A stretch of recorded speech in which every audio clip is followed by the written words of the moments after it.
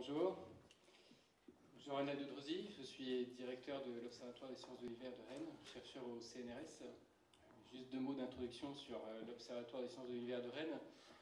C'est quoi? C'est une structure de recherche qui est à la fois fédération de laboratoires de recherche, composante de formation de l'Université de Rennes, et unité mixte de services. Alors en termes plus pratiques, qu'est-ce que c'est que l'observatoire? L'observatoire, c'est des bottes, des mains et une, voire des têtes. Des bottes, parce que c'est d'abord sur le terrain que nous sommes, d'un point de vue observatoire. La mission première de l'observatoire, c'est cette question d'observation pérenne de l'environnement. Donc pour ça, nous sommes sur un certain nombre de sites d'études, en grande partie localisés en Bretagne, puisque nous sommes sur le territoire breton, mais pas que, on a aussi des observatoires qui sont du côté des pôles. Et cette mission d'observation pérenne est importante vis-à-vis du changement climatique, parce que comme vous le savez, et comme on va le revoir, on a une très forte variabilité. Et c'est l'adaptation vis-à-vis de cette variabilité qui est pas simplement un facteur nouveau, puisqu'on connaît déjà la variabilité, mais on entre avec le changement climatique dans un monde nouveau, dans une variabilité potentiellement nouvelle. Et c'est ça qui est notre inconnu, c'est ça qui est notre défi. Deuxième partie de l'observatoire, les mains. On est les mains dans les nouveaux dispositifs expérimentaux, dans les nouveaux capteurs, dans les nouvelles méthodes de connaissance, que ce soit sur les données, que ce soit sur les nouvelles méthodes d'interprétation, sans parler de l'intelligence artificielle, toutes ces méthodes d'extrapolation. C'est notre quotidien.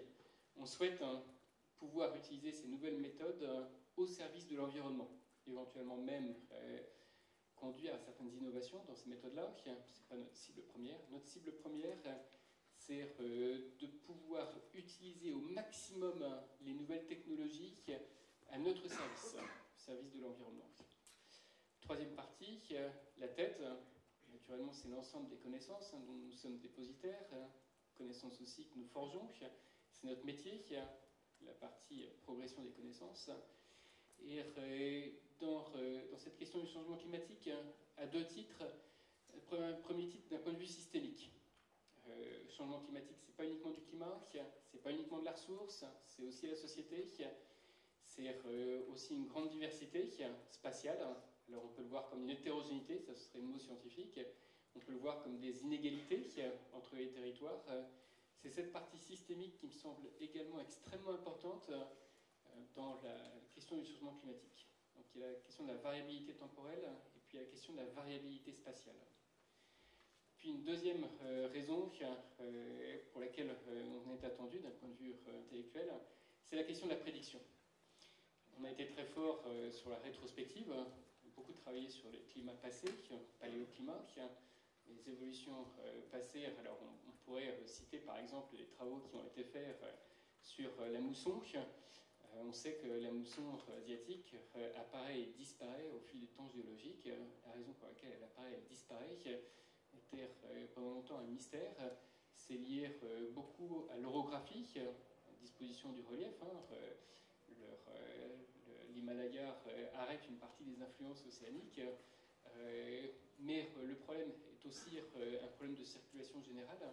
Et c'est l'interaction entre ces effets locaux et ces effets globaux qui sont extrêmement marquants dans ces facteurs climatiques majeurs. Donc il y a ce troisième élément qui est le local et le global. Donc il y avait la variabilité temporelle, la variabilité spatiale, et il y a ce troisième facteur qui est on est sur une tendance globale qui s'instancie partout différemment. Tout le monde n'est pas égal vis-à-vis du changement climatique. Par exemple, au Québec, un collègue québécois avec lequel on travaille beaucoup, eux s'attendent plutôt à une augmentation de la ressource en eau. Donc ils ont déjà des ressources qui sont conséquentes, mais ils s'attendent à une augmentation de la recharge, une augmentation des précipitations, pas simplement des précipitations, mais aussi de la recharge. Et d'un point de vue rétrospectif, d'un point de vue caractérisation de l'actuel, les observatoires, c'est notre métier, la partie prédiction dans le futur, trajectoire, ça c'est une nouveauté quelque part. Et c'est une nouveauté particulièrement dans l'aspect local. Et c'est là-dessus que je vous présenterai quelques diapositives. d'un point de vue méthodologique. On n'a pas aujourd'hui des méthodologies classiques, régulières, qui nous permettent d'envisager la question du changement climatique d'un point de vue local. C'est ça le défi scientifique, qui est un défi scientifique qu'on ne pourra relever qu'en étant effectivement les pieds dans les bottes et les bottes sur le terrain. Et c'est ça qui est important, c'est que les aspects locaux, les connaissances dont vous disposez sont aussi importantes que nous, les prédictions qui peuvent être réalisées d'un point de vue climatique, les séries dont on peut avoir connaissance. Il y a aussi tout un contexte local qui me semble absolument capital pour aborder cette question d'adaptation.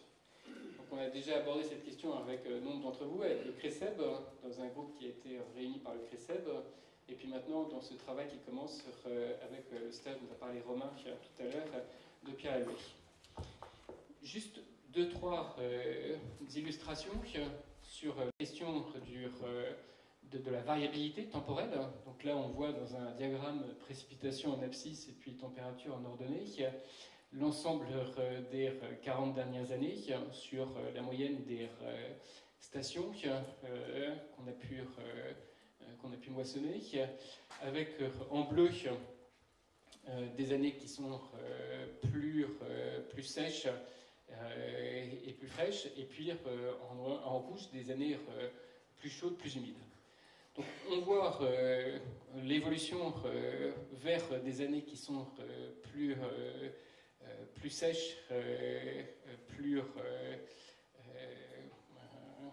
côté rouge, des années qui sont plus humides et plus chaudes, avec cette question de fond qui est dans les chroniques climatiques va être important pour la ressource en eau. Est-ce que c'est précipitation, température moyenne, comme on le voit sur ce graphique, ou est-ce que ce sont des choses qui sont plus fines? Qu'est-ce qu'on a besoin de connaître dans les scénarios climatiques pour pouvoir évaluer l'évolution de notre ressource en eau? Alors, ce n'est pas forcément les précipitations moyennes ni la température moyenne. Ça peut être le phasage des précipitations par rapport à la température. Si à précipitation constante, les précipitations se décalent dans le temps, un peu plus tardive, à ce moment-là, la température est plus élevée, l'évapotranspiration augmente. Donc on a une recharge qui est plus faible. Et donc un stock dans les milieux souterrains, un stock in fine, un débit dans les rivières qui va éventuellement être déficitaire par rapport à une normale. Donc ce sont ces questions-là, comment interroger les scénarios climatiques, comment interroger la science du climat pour qu'elle nous fournisse des indicateurs qui soient des indicateurs locaux à la fois en temps, phasage, et en espace. Comment est-ce que ce phasage s'instancie sur un territoire? On sait très bien que de nombreux effets climatiques locaux, ici en Bretagne, on est bien placé pour le savoir, il y a un gradient ouest-est, il y a un gradient aussi océan-continent. Comment est-ce que ces influences climatiques vont évoluer à travers ces différentes hétérogénéités? Dans le passé, on a un certain nombre d'éléments. Là, sur une chronique qui est un peu plus au sud, avec là une normale qui est à 0 et une évolution entre 1920 et puis un peu plus de 2000, où on voit avec les barres noires les variations annuelles, et puis un lissage sur le temps, les courbes de couleurs.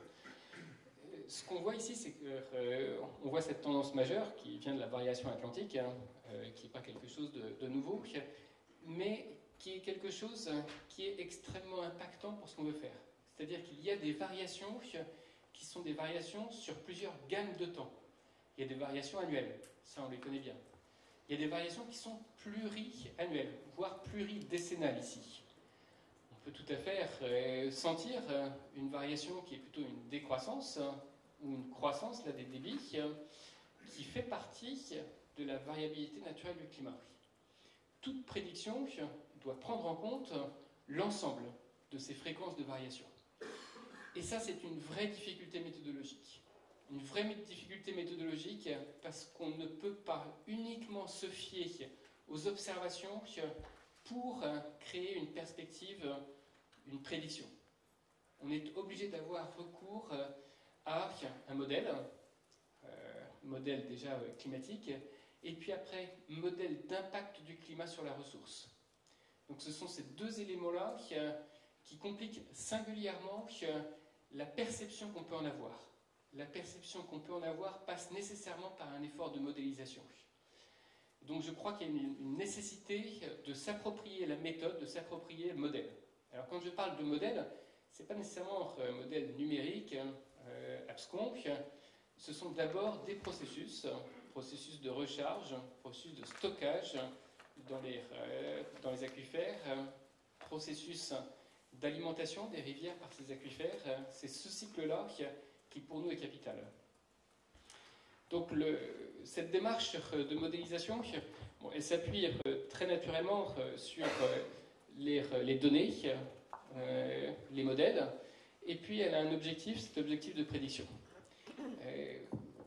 On doit pouvoir trouver un équilibre entre données et modèles et prédictions pour avoir une démarche qui soit efficace.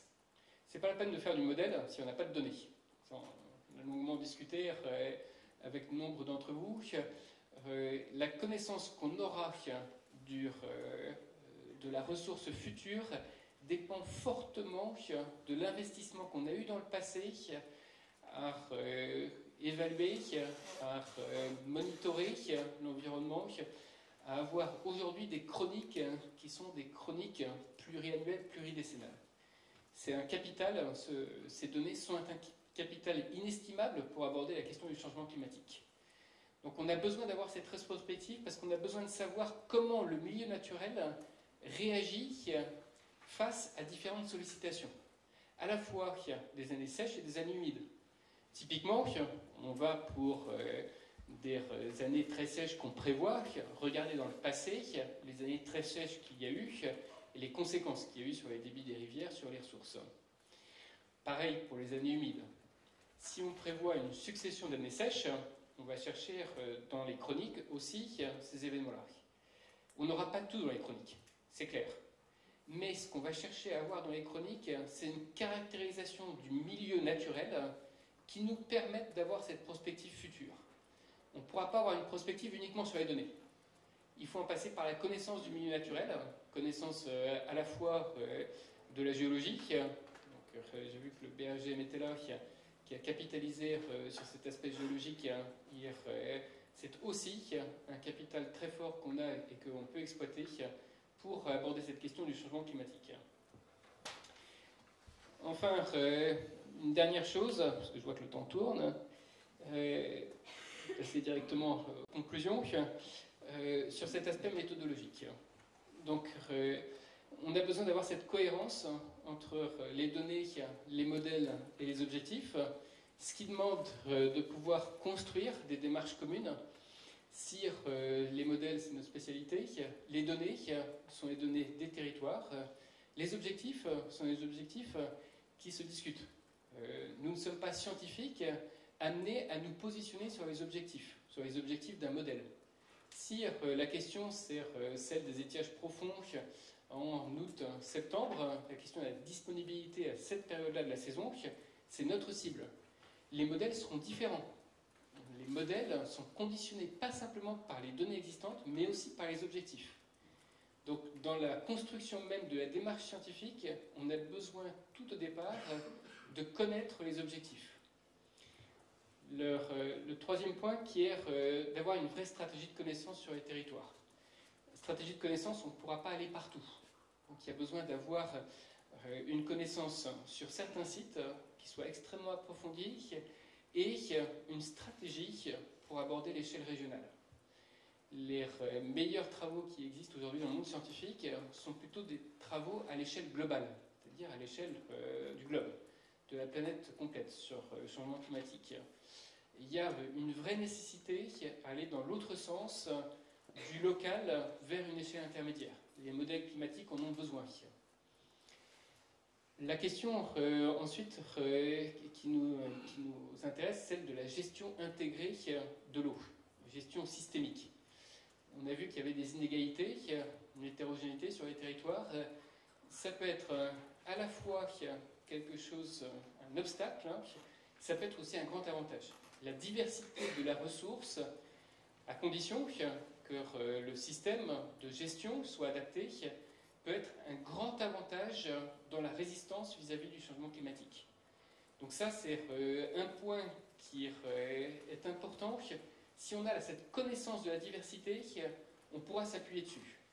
Si on n'a pas connaissance de la diversité, elle s'imposera à nous et on n'aura pas moyen de l'utiliser comme facteur d'adaptation. Et enfin, le dernier point sur les incertitudes. Quelle que soit la qualité de la démarche qu'on va mettre en œuvre, il restera des incertitudes larges et il faut pouvoir innover dans une nouvelle démarche avec non pas forcément une gamme de variations possibles, mais l'idée de construire ensemble des scénarios d'évolution communs. C'est-à-dire de partager une référence de trajectoire. Ça veut dire faire des choix méthodologiques, mais aussi des choix dans les objectifs. Et dans cette référence de trajectoire commune, savoir comment est-ce qu'on peut s'adapter en fonction de différents scénarios. Je crois qu'il va falloir vivre à la fois avec la variabilité, ce qu'on savait déjà faire, mais aussi vivre avec l'incertitude sur l'évolution de cette variabilité. Et ça, je crois que c'est une question qui nous concerne, à la fois nous, scientifiques, et puis vous, acteurs du territoire. Merci. La diversité là, sur le territoire, quand on a plusieurs ressources disponibles, que ce soit des retenues en surface, ou des drains, ou des captages souterrains, ils ont chacun leur propre résistance. Dans l'année, par exemple, à la sécheresse. Et l'idée, effectivement, ça va être de savoir quelles ressources exploiter en premier, quelles ressources conserver dans l'année, quelles ressources éventuellement conserver sur plusieurs années. Donc ça demande effectivement d'avoir une trajectoire, voire plusieurs, des scénarios, une connaissance au jour le jour de l'état de la ressource. Donc il y a et ça vous le faites déjà, souvent, pour en avoir discuté avec des gestionnaires, l'optimum qui est trouvé, ou la gestion qui est adaptée, est assez optimale. Le problème du changement climatique, c'est qu'il faut la formaliser de façon à pouvoir l'exploiter pour une perspective d'évolution qui n'est pas classique, qui sort des abacs classiques. Donc c'est ça un peu l'enjeu, c'est que le changement climatique nous oblige aussi à formaliser un peu plus notre mode de gestion de façon à pouvoir le rendre pérenne. De façon à pouvoir le rendre pérenne vis-à-vis d'un changement inattendu. Et c'est ça qu'on va chercher. Il y a dans les modes de gestion, effectivement, une capacité d'adaptation. Elle sera limitée, mais elle existe.